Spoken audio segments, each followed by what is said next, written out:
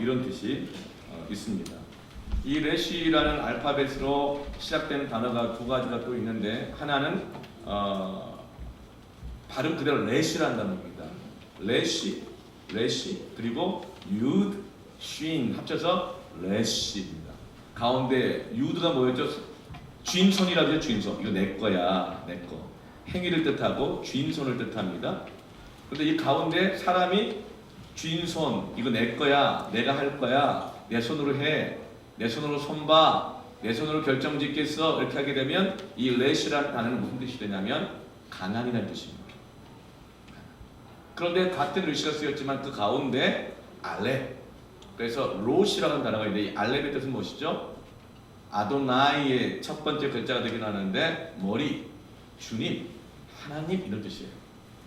그러니까 그 가운데 하나님이 머리가 되시고 주인 되어 주시고 하나님이 기준 되어 주시면 어때요? 이 롯은 무슨 뜻이냐면 존귀한 머리라는 뜻이에요.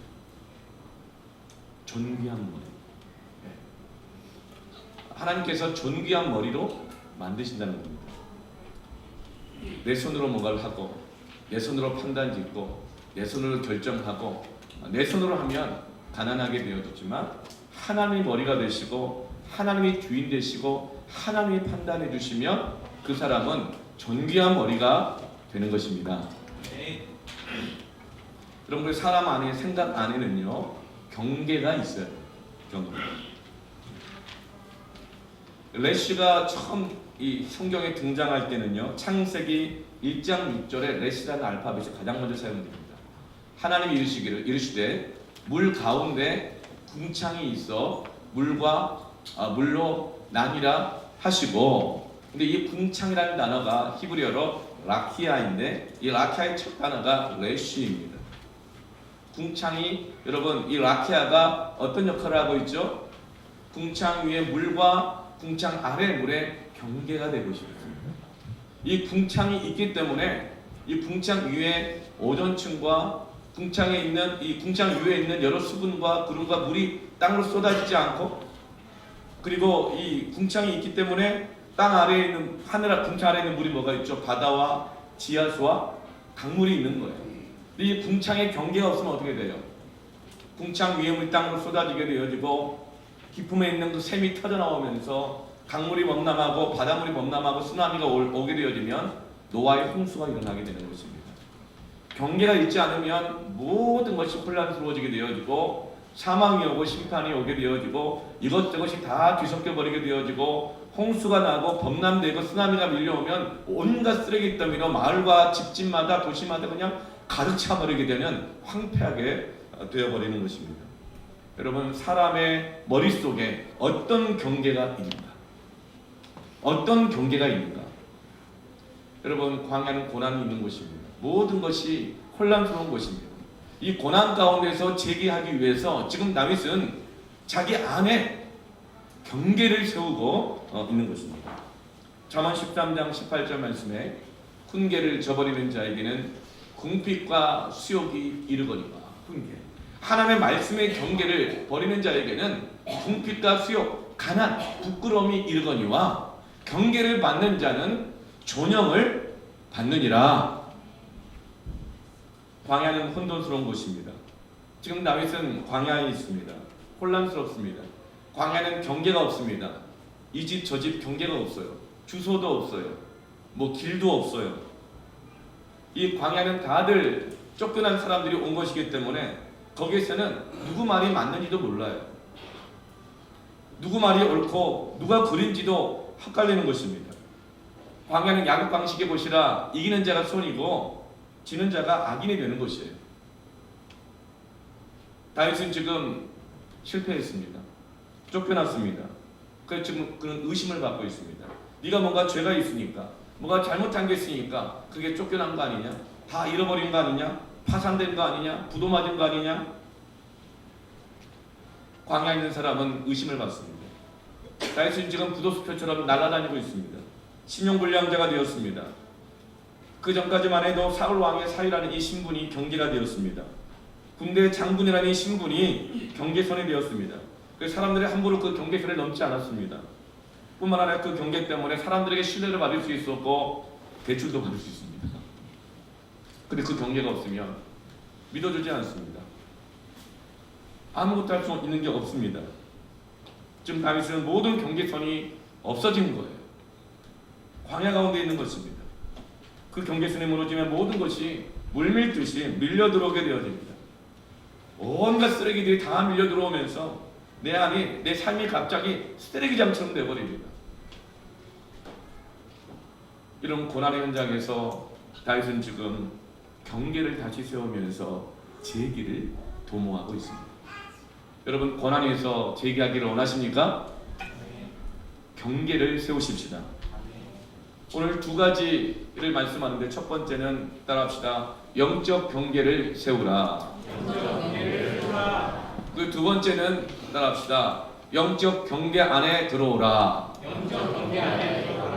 네, 들어오라 그래도 가라고 확실하게 이렇게 읽으시는 진명주의사님 할렐루야.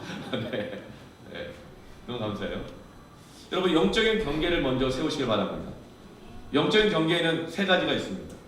말씀의 경계, 예배의 경계, 긍휼의 경계입니다. 먼저 지금 다윗은 말씀으로 쓰레기장같이 변해버린 자신의 고난의 현장에서 말씀의 경계를 세우고 있습니다. 153절 말씀을 보면 나의 고난을 보시고, 지금 다윗은 고난 가운데 있는 것이죠. 거기서 나를 건져달라는 거예요. 다시금 내가 재기하게 해달라는 거예요. 어떻게 해요? 내가 주의 율법을 잊지 아니함이니이다. 154절에 주께서 나를 변호하시고, 내가 이렇게 쫓겨나니까 모든 걸 잃어버리니까 사람들이 나를 다 비난하고 조롱하고 의심한다는 거예요. 부정적인 말을 한다는 거예요. 네가 죄가 있으니까 너 안 될 거야, 넌 실패했어, 이런 부정적인 말들로 계속적 비난과 공격이 오는 거예요. 그때 다윗은 나를 구하사 주의 말씀대로 나를 살리소서. 말씀으로 지금 다윗은 수많은 비난과 조롱으로부터 정말 그 쓰레기 같은 환경 속에서 경계를 세워 나를 지켜내고자 하는 것입니다. 그래서 여러분, 경계를 세운다고 하는 것은 말씀이 아닌 것은 들어오지 못하도록 거절한다는 것입니다. 이 경계는 그냥 벽이 아닙니다. 경계는 필터링과 같은 것입니다. 이 필터링을 해서 하나님의 말씀인 것은 들어오게 하고, 말씀이 아닌 것은 들어오지 못하도록 거절하고 걸러낸다는 것이죠. 156절에 규례를 따라 살리소서. 157절에 주의 증거들에서 떠나지 않습니다. 여러분, 고난에서 재기하기 위해서 첫 번째로 말씀의 경계를 날마다 세우십시오. 주 여호와 율법을 이 입에서 떠나지 말게 하며 주야로 그것을 묵상하십시오. 금수 맑은 셈은 우리의 경계표입니다. 성경을 읽는 것은 우리의 경계가 되는 것입니다. 그러면 내 길이 평탄하게 될 것이며 내가 형통하리라. 재기하게 될 것입니다. 사람들이 실패를 만나면, 한계에 부닥치면 혼란스러워집니다. 여러분, 그때 하나님이 주신 것이 아닌 것들이 내 안에 밀려들어오기 시작합니다. 그때 우리는 하나님의 말씀이 아닌 것은 거절하는 용기가 필요합니다.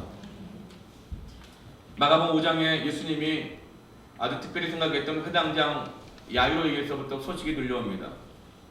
야이로의 딸이 아파서 곧 죽게 된 거예요. 그래서 이 종을 보내서, 사람을 보내서 예수님 빨리 와달라고, 당신이 귀하게 여기는 우리 주인 야이로의 딸이 죽게 되었다고. 그 말 듣고 예수님께서 야이로의 집으로 가고 있었습니다. 그런데 그때 많은 사람들이 예수님을 계속 따르다 보니까 자꾸 걸음이 지체가 되는 거예요. 많은 사람들이 따르면서 나도 고쳐주세요, 나도 도와주세요, 내 말도 좀 들어주세요, 악수라도 한번 하고 가주세요. 계속 지체가 되는 거예요. 예수님은 그들을 또 거절할 수가 없어요.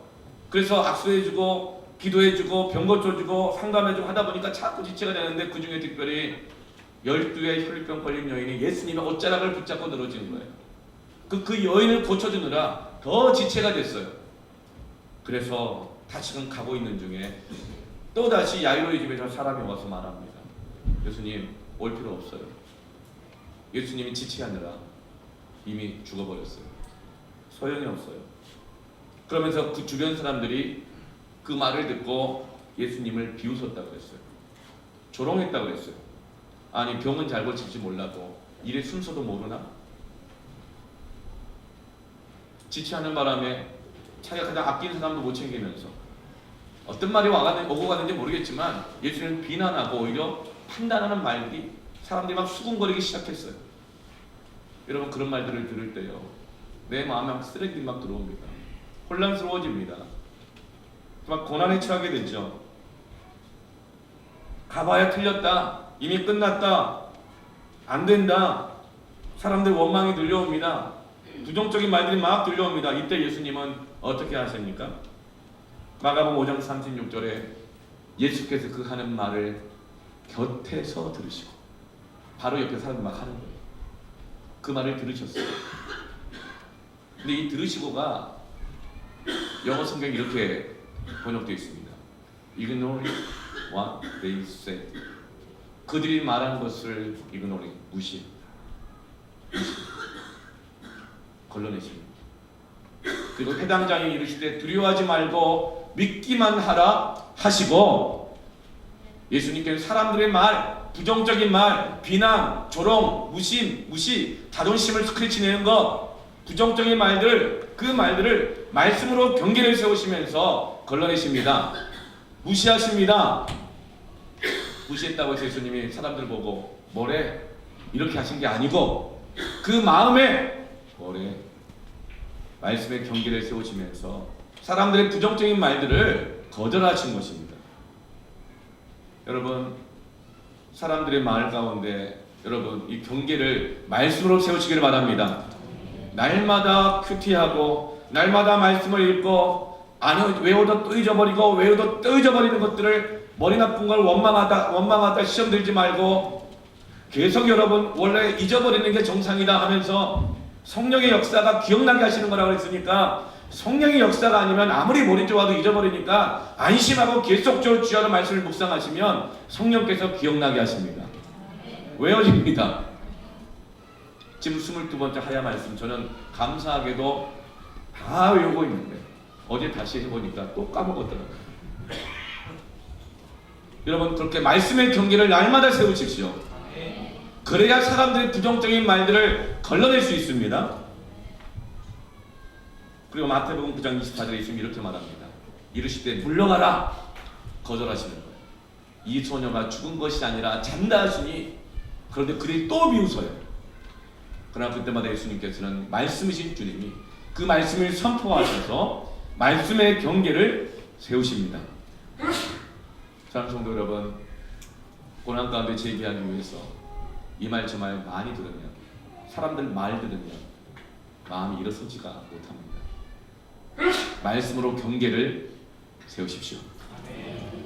로마서 16장 19절 말씀에 너희의 순종함이 모든 사람에게 들리는지라 그러므로 내가 너희로 말미암아 기뻐하노니 너희가 선한데 지혜롭고 악한데 미련하기를 원하노라. 로마 교회에 보낸 바울의 편지입니다. 로마 교회는 당시에 가장 고난 가운데 있었던 교회예요. 로마 교회는 어떤 유명한 사도가 아니면 무슨 집사가 가서 교회를 개척한 것이 아니라 믿음 때문에 흩어지고 또 먹고 살기 위해서 로마로 왔다가 종살이하고 이주 노동자가 되어 사는데 복음 듣고 예수 믿는 그 사람들이 모여서 세워진 교회가 로마 교회입니다. 근데 로마 교회는 가장 많은 혼란과 고난이 있었던 곳이에요. 그들은 예수를 믿고 하나님이 우리의 아도나이, 우리의 주, 우리의 로드가 되시는데 로마에서는 황제가 아도나이라는 거예요. 황제가 가이사, 로드, 주라는 거예요. 그들의 인사는 로드 가이사였어요. 황제가 하나님입니다. 황제가 주인입니다. 그걸 따르지 않으면 장사도 못해요. 그렇지만 고난이 있었습니다. 뿐만 아니라 그들은 많은 오해를 받았어요. 성찬식을 하는데 이는 예수님이 내 몸이니 내 살이니 먹어라 그러니까 예수 믿는 사람들은 성찬식 하는 걸 보면서 인육을 먹는다. 식인종들이다. 그리고 예수님이 그리고 이 요한에게 내 사랑하는 제자다 이렇게 말을 하니까 예수님은 동생의 자다. 실제로 그런 루머들과 오해들이 있었던 곳입니다. 많은 혼란들이 있고 고난이 있었던 곳이에요. 그런데 그때 바울에게 들리는 소식이 있는 거예요. 그런 것 때문에 힘들다, 억울하다, 이럴 수가 있느냐, 밝혀달라, 막 이런 말이 들린 게 아니라 그런 고난과 혼란 속에서도 너희의 순종함이 모든 사람에게 들린지라. 아멘. 그러므로 내가 너희로 말미암아 기뻐한다. 너희가 선한 데 지혜롭고 악한 데 미련하기를 원하노라. 바울은 선한 데 지혜로워라는 거예요. 악한 데 미련하기를 원한다는 거예요. 이 말은 선한 하나님의 말씀, 하나님의 역사, 그 소식에 대해서는 뱀처럼 지혜롭고 민감하게 받아들이고 부정적인 말, 의심하는 말, 조롱하는 말, 절망하는 말들, 이 악한 데는 미련할 정도로 둔감해라. 이 말씀인 것입니다. 지금 바울은 말씀의 경계를 세워 로마 교회를 보호하고 있고 성도들을 지키고 있으면서 교회를 가장 고난이 많은 그 나라 안에서 세워가고 있는 것입니다. 경계를 세운다는 것은 바운더리를 형성한다는 거예요. 영적 경계, 스피리추얼 바운더리를 형성한다는 거예요. 이 경계가 얼마나 중요한지 몰라요. 저는 동물의 왕국을 너무나도 좋아해서 유튜브로까지 찾아보고 내셔널 지오그래피 뭐 다 찾아봐서 보기를 즐거워합니다. 그렇게 신기하고 재밌을 수가 없어요. 아프리카 물소떼가 풀을 먹고 있다가 굶주린 사자가 사냥을 하려고 그러면 막 달리면서 도망을 합니다. 도망을 하다 보면 먼저 지치는 물소가 있고 병든 물소가 있거나 아니 어린 물소가 사자에게 공격을 당합니다. 그럼 그때 물소떼들은 더 이상 도망가지 않고 어떻게 해요? 바운더리를 형성해요. 경계를 딱 짓습니다. 바운더리를 만듭니다. 사자들은 그 물소떼들의 바운더리를 흩어내지 못하는 한 결코 단 한 마리도 사냥하지 못합니다. 그 바운더리에 밀려나게 되어집니다. 무리하게 그 바운더리를 뚫고 들어가다가 사자가 오히려 물소의 이 뿔에 받쳐 죽는 일들이 허다하게 일어납니다. 여러분, 이것이 바로 경계의 힘입니다. 바운더리의 능력입니다. 여러분, 고난 중에 말씀의 영적 바운더리를, 경계를 형성하십시오. 세우십시오. 우리를 지킬 것입니다. 우리를 보호할 것입니다. 그 안에서 말씀으로 살려내실 것입니다. 삶이 쓰레기가 밀려오는 것 같고 혼탁 들어온 것 같고 도대체 뭘 해야 될지 모를 것 같은 완전 정말 절대절명, 부도, 파산, 위기에 있을 때 말씀의 지경을 세우십시오. 질병이 가져오는 그 절망감들, 두려움들, 그 실패가 가져오는 자기에 대한 이 실패감들, 사람들의 이 비난과 조롱이 오는 이 자존심의 무너짐들, 여러분 그때 어떤 걸 경계를 세우겠습니까? 사람들은 이런 고난이 오거나 핍박이 오거나 조롱이 오면 어떤 경계를 세워요? 민증 까 그럽니다. 나이를 경계를 세워요. 자존심을 경계를 세워요. 내 직분이 이건데 막 경계를 세웁니다. 네가 뭔데 그런 말을 하느냐고. 여러분 그럴 때 더 가난해지고 더 부끄러움을 겪게 됩니다. 여러분 그때 말씀으로 경계를 세워야 합니다. 그럴 때일수록 큐티하고 그럴 때일수록 잊어버려도 성령을 의지하여 기억나게 하시리라 믿음으로 또 암송하고 말씀을 읊조리며 기도하고 말씀의 경계를 세우십시오. 그 안에 놀라운 하나님이 살리는 역사가 있습니다. 재개합니다. 두 번째 영적 경계는 예배의 경계입니다. 고난 중에 말씀의 영적 경계를 세우는 게 뭐예요? 그것이 바로 말씀의 이 바운더리를 형성하는 게, 영적 경계를 형성하는 게 예배의 경계입니다. 마귀가 예수님을 시험할 때, 이 광야에서 시험할 때 첫 번째 시험이 뭐였죠? 40일 금식했어요. 얼마나 배가 고프시겠어요? 이 돌이 떡덩이가 되게 하라. 경계를 섞어버리고 너희 필요에 따라서 원하고 살아가라. 너에게 진짜 필요한 것은 떡 아니냐. 그래서 예수님이 뭐라고 말해요? 사람이 떡으로만 살 것이 아니고 떡도 필요한 걸 나도 아는데, 그러나 필요에 따라서만 급급하게 살아가고 말씀과 떡덩이를 바꾸면 안 되죠. 하나님 입에서 나오는 말씀으로 살리라. 필요가 급급하고 욕심이 생기고 할 때마다 여러분 말씀의 경계를 세워야 합니다. 마귀가 안 되니까 시험하다 안 되니까 마지막 마귀의 시험이 뭐예요? 마태복음 4장 8절에서 10절까지 보면 마귀가 또 그를 예수님을 데리고 어디로 가요? 높은 산으로 가서 뭘 보여줍니까?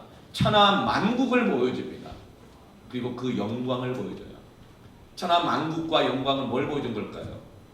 적어도 스위스 정도는 보여줍니다. 무슨 저기 방글라데시 뭐 그런 거 안 보여주세요. 인도의 그 뭐 있잖아요. 네. 그런 거 안 보여주세요. 스위스 정도 보여주시고 덴마크와 네덜란드의 막 풍차, 튤립, 우와 이거 막 이런 거 보여줍니다. 캐나다 뭐 밴쿠버의 그 푸르른 하늘, 캐나다의 그 넓은 들판 가봐야 지겹기만 하는데 사실은 네. 그런 거 보여줍니다.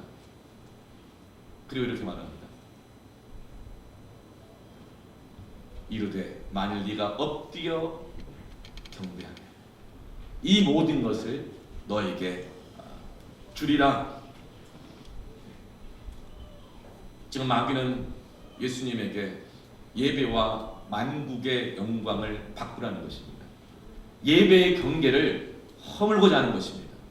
예배의 경계가 허물어지면 모든 것을 빼앗아갈 수 있기 때문에 그렇습니다. 이때 예수님이 10절에 이렇게 말합니다. 이 예수께서 말씀하시되 사탄아 물러가라. 거절하는 겁니다. 기록되었으되 말씀의 경계를 세워서 사탄아 물러가라. 기록되었으되 주 너의 하나님께 경배하고 예배의 경계를 세우는 거예요. 다만 그를 섬기라 하였느니라. 아멘. 예수님 지금 고난 중에 광야 중에서 마귀의 시험 가운데 말씀의 경계를 세워 마귀의 위협을 거절합니다. 예배의 경계를 지켜내십니다. 예배의 경계가 왜 그렇게 중요한가? 이스라엘 백성들이 애굽에서 430년 동안 400여 년 동안 종노릇하면서 고난 가운데 있었습니다. 그때 하나님께서 이스라엘 백성들에게 예배를 회복하시고자 예배를 드리는 백성들에게 하려고 애굽에서 나오게 하십니다. 너 애굽에서 있다가는 계속 예배를 드릴 수 없다. 이제 나중에 아예 하나님을 잊어버릴 거다. 여러분 예배 안 드리면 하나님 잊어버립니다. 잊어버려요. 그래서 하나님이 이스라엘 백성들을 10가지 기적과 재앙을 통해서 출애굽을 시킵니다. 남녀노소 최소한 200만 명의 그 많은 수가 출애굽하여 광야를 건너갑니다. 그런데 어떻게 40년 동안 흩어져 있지 않고 방향을 잃지 않고 약속의 땅 가나안을 향하여서 들어갈 수 있었을까요? 이스라엘은 언약궤를 중심, 말씀이 들어있는 언약궤를 중심으로 하여 항상 예배를 드리는 공동체였습니다. 여러분 피아노 100대를 조율을 할 때 그 조율하는 방법이 뭐예요? 옆에 있는 피아노 소리가 아니에요. 사람들은 뭔가를 조율하고 하나가 되게 할 때 이 사람이 뭐라 그러더라, 저 사람이 뭐라 그러더라, 여론이 이래요. 그러면서 조율을 생각하려고 합니다. 조율이 됩니까? 분파가 생기죠. 더 깨어지죠. 부끄러움을 당하게 되어지죠. 영적으로 가난하게 되어지죠. 100대의 피아노를 조율하는 방법은 단 한 가지입니다. 조율사가 첫 번째 조율하는 그 피아노 소리, 조율사가 조율하는 그 소리를 듣고 모든 피아노들이 한 음을 내게 되는 것입니다. 이스라엘은 예배를 통해서 이런 사람 저 사람 수많은 사람들이 있었지만 한 분 하나님에게 초점을 맞추게 되었습니다. 예배를 통해서 영적인 경계가 세워졌을 때 그 안에서 이스라엘 백성들은 흩어지지 않았고 하나님의 약속의 땅까지 들어갈 수가 있었던 것이죠. 여러분 예배의 스피리추얼 바운더리를 세우시길 바랍니다. 예배를 통해서만 우리는 하나님을 지킬 수 있습니다. 믿음을 지켜낼 수 있고 예배의 경계가 사실은 가족을 지키는 겁니다.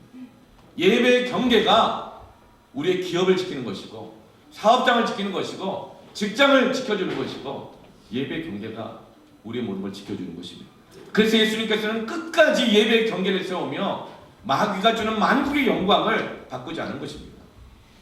여러분, 가장 안전한 곳은 예배 안에 있습니다. 예배 경계를 세우십시오. 만국의 영광과 바꾸지 마십시오.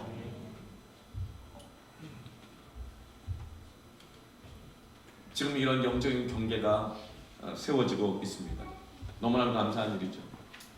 지난주 새벽기도에는 한 주간 동안 새벽기도의 부흥이 일어났습니다. 이 기도의 영적 경계 안에 많은 분들이 들어왔습니다.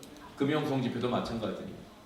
여러분, 이 영적 경계 안에 들어오면 다시금 재림하고 살아나는 역사가 있습니다. 아멘.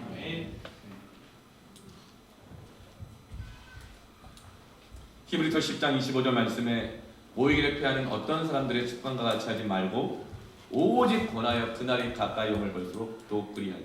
그날이 가까이 왔다는 거예요. 아, 말세다. 이 정도 되면 세상 끝난 거 아닌가? 주님 빨리 오셔야 되는 거 아닌가?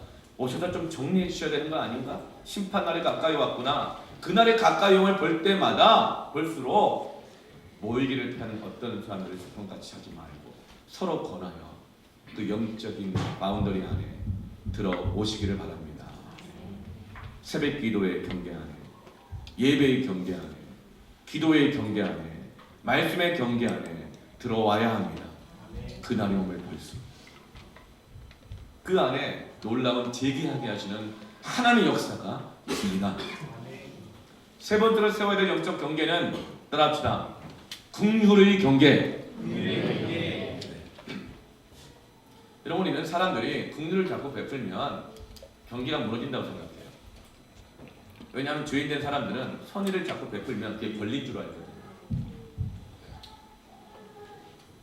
그래서 교회에 와서 친절하게 막 대해주면 나중에는 오히려 당장 벌리처럼 요구하면서 왜 이게 없어요? 저거 없어요? 그거 없으면 안 할 거야. 이거 주세요. 저거 해주세요. 이렇게 해줘요. 저렇게 해주세요. 막 이렇게 돼서 오히려 막 경계가 없어진다고 이런 말들을 합니다. 여러분, 그것은 맞습니다. 세상은 그런 것이에요. 그래서 교회를 막 세상처럼 만들기도 합니다. 마귀가 이 긍휼의 경계를 허물기 위해서 그렇게 하는 것들이에요. 그런데 지금 다윗은 그런 상황에서 메코가 석자인데 광야에서 긍휼을 베풀기가 쉬울까요? 그런데 155절 말씀을 보세요. 구원이 악인들에게 멀어지면 그들이 주의 율례들을 구하지 아니함이니이다. 주의 율례를 구하지 아니하면 하나님부터 멀어지는 악인과 같게 된다는 거예요. 그런데 156절에 그 주의 율례가 뭐냐면 여호와의 주의 긍휼이 많으오니 주의 규례들에 따라 나를 살리소서. 하나님의 말씀의 규례는 긍휼의 규례라는 거예요. 이 긍휼의 규례를 세울 때 그 안에서 다시금 살아난다는 거예요. 그 긍휼의 규례가 있어야 악인들도 돌아올 수가 있게 되어지고 돌아와서 그 긍휼의 규례 안에서 악인들도 살아나게 된다는 것입니다. 여러분, 긍휼이 없는 규례는 사람을 정죄하고 죽입니다. 긍휼이 없는 규례는 칼같이 사실을 드러낼 수 있을지 몰라도 살려내는 역사는 없습니다. 158절에 주의 말씀을 지키지 아니하는 거듭진 자들을 내가 보고 슬퍼하였나이다. 다윗 안에는 긍휼의 규례가 이 경계가 세워져 있기 때문에 말씀을 지키지 않고 말씀대로 안 사는 사람들을 보면 어때요? 화가 나는 것이 아니라 슬퍼합니다. 말씀대로 살지 않는 사람을 볼 때 화가 나면 어때요? 내 마음이 더 혼탁스러워져요. 내 마음이 더 지쳐요. 그러나 긍휼의 규례를 세우면 말씀대로 살지 않는 사람을 바라볼 때 내가 안타까워 슬퍼합니다. 그러면서 내 영혼이 지켜지게 됩니다. 그 사람을 통해서 다시금 다른 사람들이 실족한 자들이 일어서게 되는 것이고 미성숙한 자들이 성숙한 자로 성장해 나갈 수가 있게 되는 거예요. 여러분, 말씀대로 안 사는 사람들 보면 화가 나요? 안타까워요?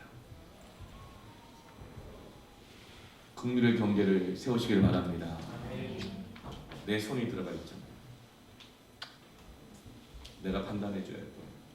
내가 내 손을 처리해야 돼. 내가 해야 돼. 내가 이렇게 하다 보면 그게 뭐가 된다고 했죠?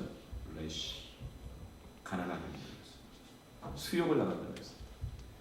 그런 하나님의 긍휼의 경계를 세우면 로시, 존영을 얻게 될 것입니다. 하나님 그 사람을 존귀하게 하실 것입니다. 민수기 5장에 보면요, 어떤 의심스러운 일이 발생했어요. 남편이 보니까 이 여자가, 자기 아내가 바람이 난 것 같아요. 민수기 5장에 실제로 그런 일이 있어요. 바람이 난 것 같아요. 의심이 가는 거예요. 그런데 신증은 있는데 물증이 없는 거예요. 그래서 밝혀내고 싶은 거예요. 그래서 그 죄를 밝히기 위해서 자기 아내를 제사장에게 데리고 갑니다. 그럼 제사장은 그 여인의 죄를 밝히기 위해서 정결법을 시행하는데 제단 밑에 있는 재물을 태운 장작의 숯가루, 이 가루와 그리고 거기에 또 이렇게 이 재물을 태워서 재물에 탄 가루가 떨어졌겠죠. 그 재를 모아다가 물에 타서 의심받는 여인에게 그 재를 탄 물을 마시게 합니다. 그래서 이 여인이 죄가 없으면 죽지 않을 것이지만 죄가 있으면 그 배가 부어서 복수가 차오르고 넓적다리가 썩어서 말라 죽게 될 것이라는 거예요. 근데 여러분, 일반적으로 재를 탄 물을 마시면 죽습니까? 안 죽습니까? 안 죽어요. 실제로 숯가루를 건강을 위해서 타서 마시기도 하잖아요. 근데 왜 이렇게 이 죄를 밝히게 하실까요? 여기서 바로 이 세상법의 이 기초가 되는 무죄 추정의 원칙이 나오는 거예요. 하나님의 긍휼은 무죄 추정의 원칙입니다.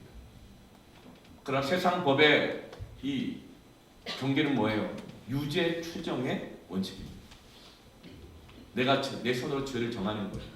그게 바로 정죄예요.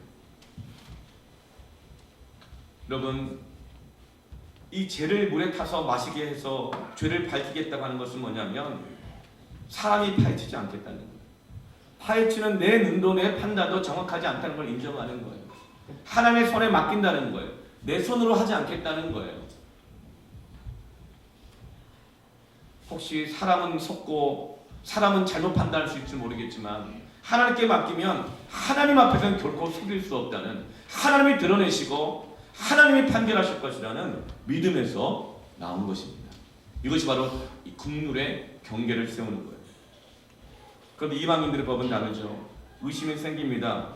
그러면 그 의심을, 죄를 밝히기 위해서 어떻게 해요? 독이 들어있는 물을 마시게 합니다. 먹이면서 이렇게 말을 해요. 네 죄가 없으면, 신이 살아있다면 네가 이 독을 먹어도 죽지 않을 것이고 가만두겠냐고, 신이. 네가 죄도 없는데 죽도록 내버려 두겠냐고. 죽지 않을 거야. 그런데 만약에 이 독이 있는 물을 마셔 네가 죽으면 네 죄 때문에 죽는 거야. 신이 살아있으면 너같이 죄인이는 가만두겠냐? 그러면 독이 있는 물을 마시게 하는 거예요. 그걸로 기름가마에 집어넣으면서 네가 죄가 없다면 신이 살아있으니까 죄 없는 너를 그냥 죽도록 내버려 두지 않을 거야. 그러나 네가 죽으면 네가 죄가 있으니까 죽는 거야. 여러분, 독이 든 물을 마시게 하거나 기름이 끓는 가마에 집어넣으면 죽을까요? 살까요? 100% 죽습니다. 죄를 정하는 거예요. 이게 정죄예요. 이방인들의 법의 목적은, 율법의 목적은 팩트를 밝히는 것이에요. 죄를 밝혀내는 것입니다. 그리하여 정죄하고 응물의 대가를 지불하게 해야 의로움이 이루어진다고 생각하는 것입니다. 그래야 세상은 형평스럽고 공평한 곳이라고 말합니다. 그러나 긍휼의 경계는 뭐예요?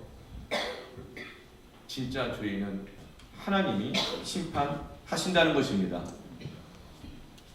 그러므로 내가 하지 않는다는 거예요. 다만 나는 긍휼을 베푼다는 거예요. 그러나 하나님은 심지어 진짜 죄인도 살리기를 원하신다는 것입니다. 그래서 무죄 추정의 원칙으로 하는 거예요. 죄를 탄 물을 준다는 것은 내가 판단하고 정죄하지 않고 하나님께 맡긴다는 것입니다. 내가 심판하지 않고 내 손으로 바꾸지 않고 하나님의 손에 맡긴다는 것입니다. 긍휼의 경계를 세워서 하나님이 드러내시고 하나님이 또 감추시고, 그래서 하나님께서 그 사람을 마귀의 정죄에서 피하여 살게 해달라는 간청이 있는, 여러분 그것이 바로 십자가입니다.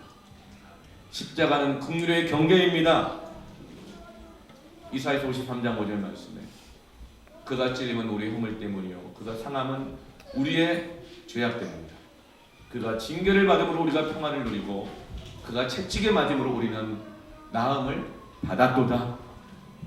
제단 위에서 예수님은 친히 제물이 되셔서 불에 타시고 가루가 되어서 찢기십니다. 하나님은 그 제단의 참 제물이 되신 예수님의 십자가를 우리에게 먹이십니다. 그래서 그 안에서 회개가 나옵니다. 하나님께서 그 죄를 드러내시되 그러나 정죄하지 않으시고 그 사람을 살려내는 것입니다. 사랑하는 성도 여러분, 긍휼의 경계를 세우시기를 바랍니다. 우리 안에 긍휼의 경계가 있어야 합니다. 이렇게 말씀의 경계, 예배의 경계, 긍휼의 경계를 지금 다윗은 세우고 있습니다. 그리고 이제 두 번째로 따라합시다. 영적 경계 안에 들어가라. 영적 경계 안에 들어가라. 경계를 세웠으면 그 안에 들어가야 합니다. 광야는 혼돈이 있는 곳입니다. 알곡과 쭉정이가 섞여 있어서 겉모습이 너무나 비슷하니까 구별이 안 됩니다. 겉모습은 똑같아요. 알곡과 쭉정이가. 속이 비어있는지 꽉 차있는지 언제 압니까? 광야에서 넓은 들판에서 바람이 불면 합니다. 고난의 바람이 불면 합니다. 속이 꽉 찬 알곡은 남게 될 것이고 겉은 그럴듯한데 속은 사실은 비어있는 쭉정이는 날아가서 사라지게 될 것입니다. 그런데 고난의 바람만 불면 안 됩니다. 고난의 바람이 너무 세게 불면 알곡도 쭉정이도 다 날아갑니다. 그때 무엇이 필요합니까? 키즈를 해야 됩니다. 키즈라는 영적 경계를 세우면 고난의 바람이 불 때 키즈를 하면 쭉정이는 날아가고 알곡만 그 키 안에 오롯이 남게 되는 거예요. 여러분 고난의 바람이 불 때 광야에서 말씀의 키즈를 하십시오. 예배의 키즈를 하십시오. 긍휼의 키즈를 하십시오.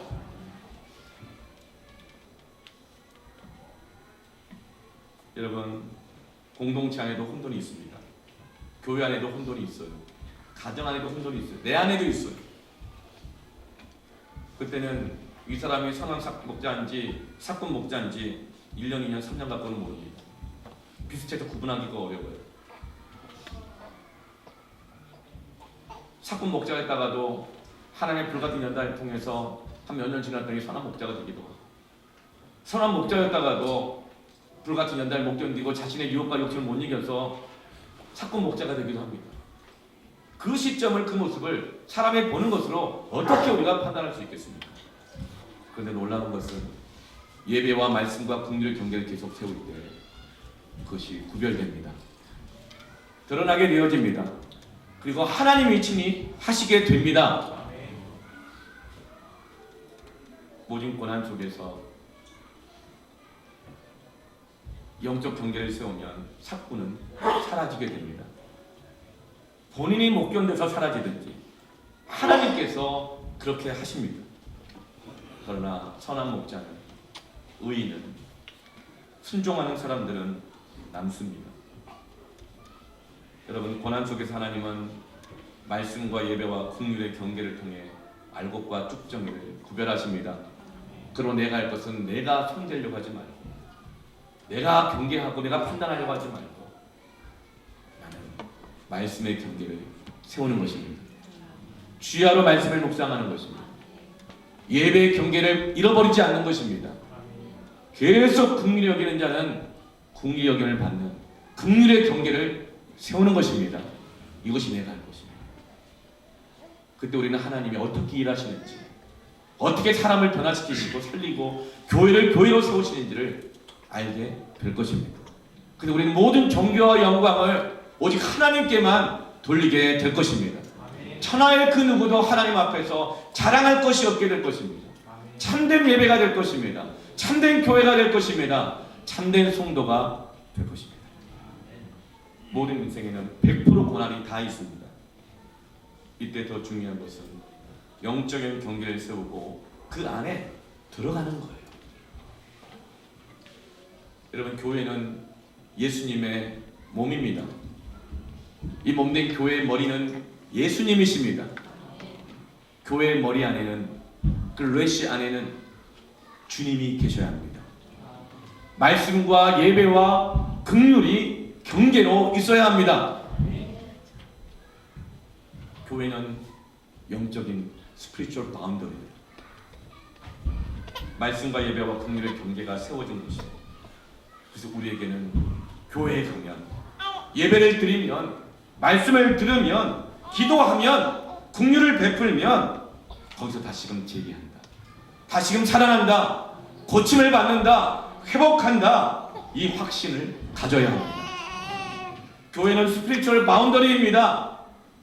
그래서 우리는 이 영적 바운더리를 넓혀가야 합니다. 넓혀갈 뿐만 아니라 이 영적 바운더리 안에 방황하는 영혼들, 병든 영혼들, 고난에 처한 영혼들, 혼란에 사로잡힌 영혼들을 이 영적인 경계 안으로, 이 지경 안으로 데리고 들어와야 합니다. 1858년에 킴벨이라고 하는 한 시골 교회에 주일학교 교사가 있었어요.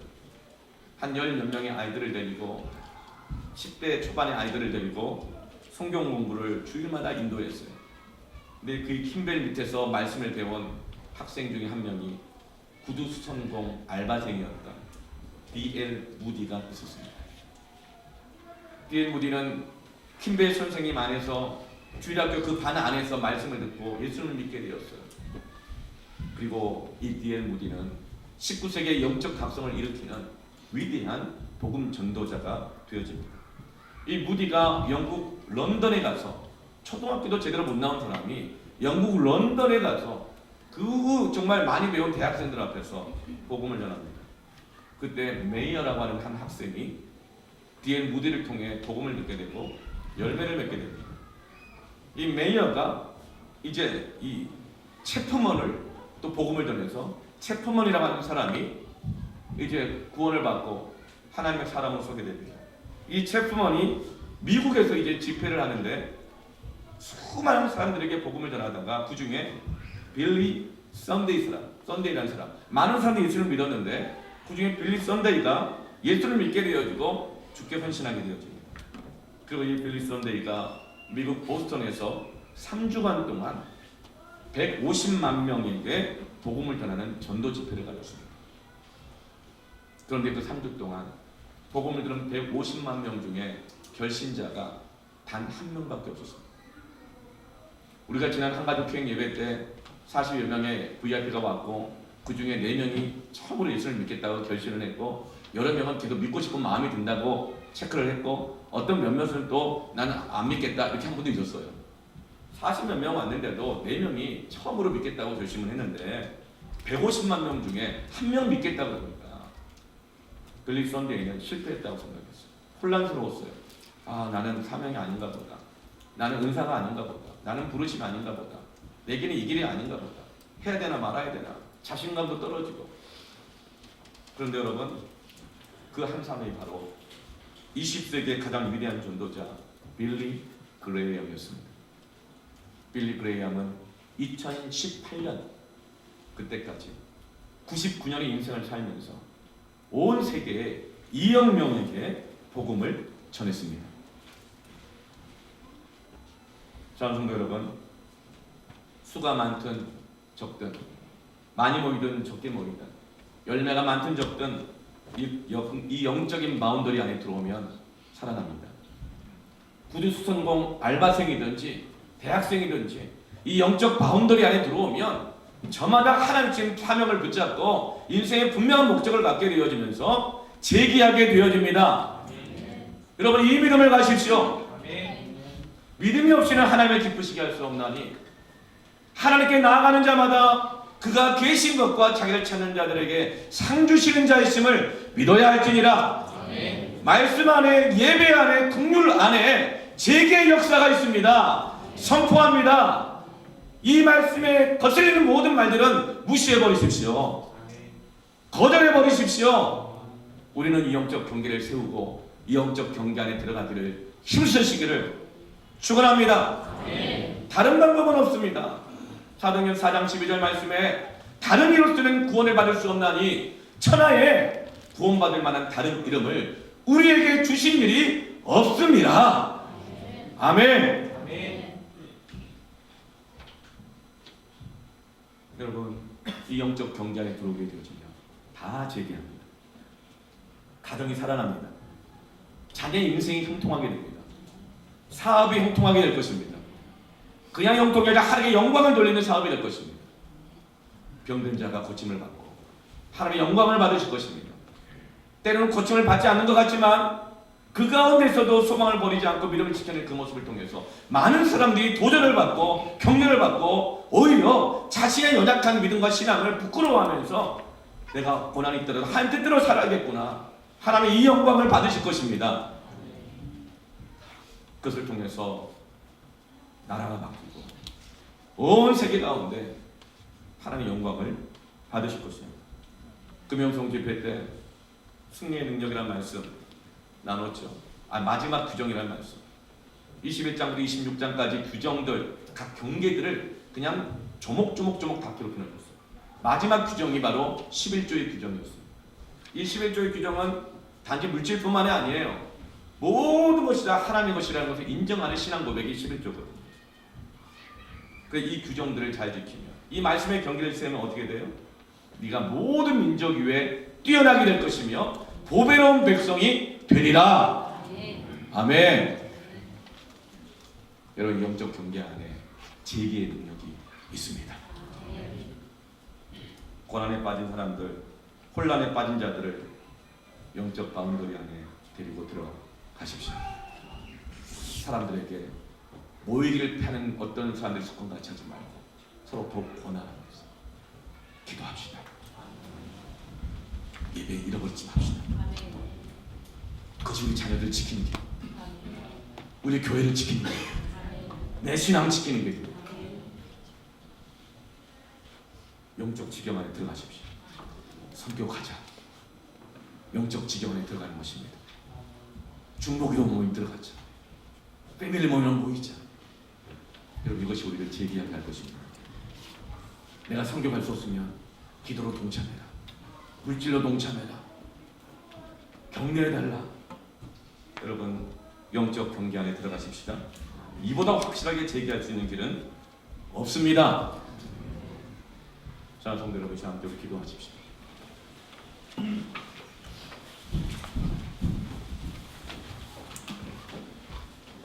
우리 예수 따라가며 복음 순종하면 우리 행할 길 환하겠네. 이 찬양할 때 여러분, 영적 환상을 가지세요. 내가 이 말씀과 예배와 긍휼, 주님의 이 영적 경계 안에 내가 들어간다. 이 거룩한 환상을 가지면서 이 찬양 같이 하면서 기도했으면 좋겠습니다. 내 아픈 것, 내 실패감, 낭패감, 마음 상한 것, 절망감, 두려움들, 혼란들, 이 모든 걸 따가지고 이 영적인 영역 안에 경계 안에 들어가십시오.